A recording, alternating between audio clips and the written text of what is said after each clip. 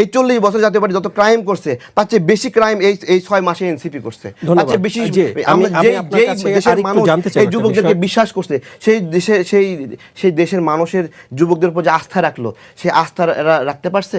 হ্যাঁ, ও খাইতে পারে না, ওর স্বপ্ন হলো লেগুনার ড্রাইভার হবে, ও হয়ে গেছে হলো উপদেষ্টা। তাহলে ও উপদেষ্টা হয়ে কি করতেছে?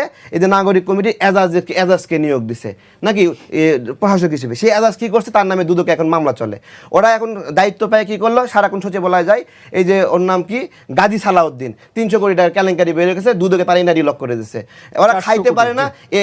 আসিফের হলো ওই পিএস, ওর নাম কি যেন, তোফায়েল কি জন্য নাম ভুলে গেছি, হের এনারি লক করে দিয়েছে দুদক। তাহলে এই যাদের অবস্থা, অল্প দিন দায়িত্ব পাইয়ে লোভ সামলাতে পারলো না, তারা অন্যান্য রাজনৈতিক দলের মানদণ্ড মাপে তারা আন্দোলনে ছিল কি ছিল না এইসব গোনাগনি করতেছে।